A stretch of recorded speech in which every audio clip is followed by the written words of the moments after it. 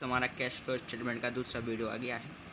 इससे पहला वीडियो नहीं देखा तो देख सकते हैं, हमारे चैनल पे जाइए, मिल जाएगा। ठीक है, तो जो क्वेश्चन पूरा कैश फ्लो स्टेटमेंट का बहुत तगड़ा आता है, उसको हमने छोटे छोटे भागों में डिवाइड कर दिया है। और आज हम जो सीखने वाले हैं वो निकालेंगे calculation of net profit before tax. किस तरीके से निकालना है आइए देख लें। 3-4 बातों को आपको मेनली याद रखना है, सबसे इंपॉर्टेंट बातें यही हैं।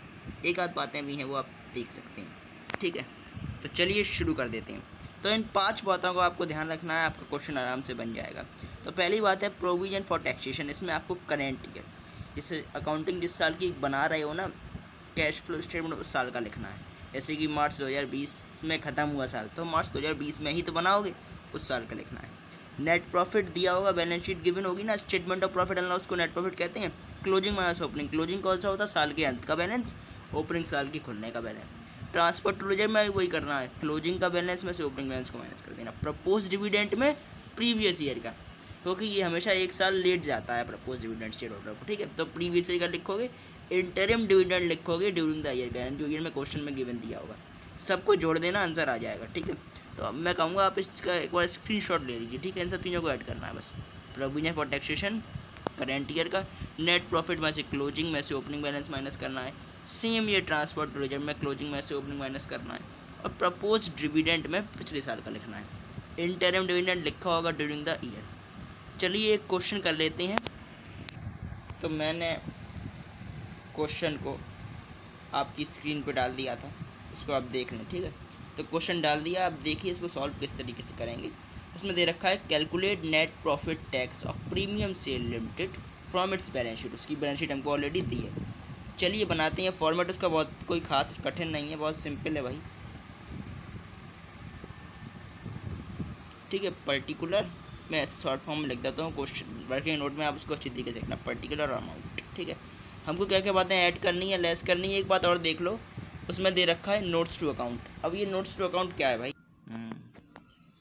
नोट्स टू अकाउंट होता है जो चीज़ अकाउंट्स के अंदर होती है, मतलब उस चीज़ के अंदर और बातें उन्हें बतानी तो वो नोट्स में बता देती हैं। ठीक है, और जो नोट्स का बैलेंस होता है उसको हम फाइनल मानते हैं। ठीक है, जो नोट्स के अंदर दिया है ना, वो वैल्यू फाइनल होगी, ना कि पर्टिकुलर में दी। नोट्स मतलब उसके पर्टिकुलर के अंदर की चीज़ को खोल देता है नोट्स। ठीक है, तो पहले हम इसमें शॉर्ट लिस्ट कर लेंगे। जो मैंने 5 चीज़ों का फॉर्मूला, 5 चीज़ें बताई थी वो इसमें है, उन्हीं को मैं देखना है, बाकी को मैं देखना ही नहीं। पहला क्या है? Share capital.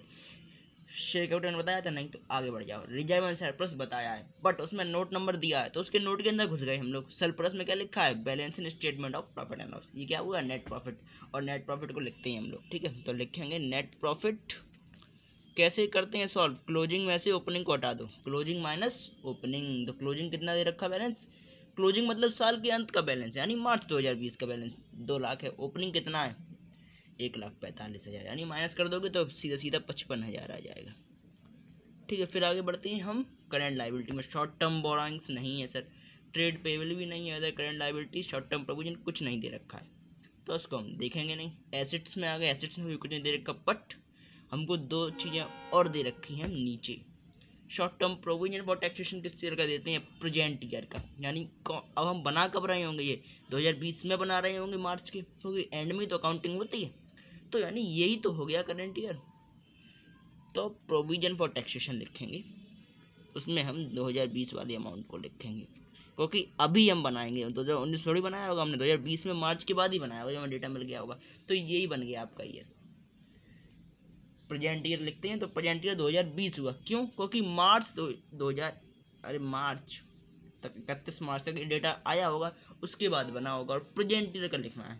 तो प्रेजेंट ईयर 2020 हुई ना, तो 50,000 हो गया। और एक चीज़ क्वेश्चन के एंड में छोटा सा लिखा है प्रपोज डिविडेंड, और ये कौन सा लिखते हैं? प्रीवियस ईयर का। एक दे रखा है मार्च 2019, मार्च 2020, पिछले साल का लिखेंगे तो उसका दे रखा है 50,000, इसको ऐड कर देंगे तो सिंपल कैलकुलेशन होगी। कितना आंसर आ जाएगा? 1,55,000। तो भाई लोगों क्वेश्चन हो गया। Thank you for watching. Like कर देना, शेयर कर देना, सब्सक्राइब भी कर देना अगर अच्छा लगा वीडियो। थैंक्स।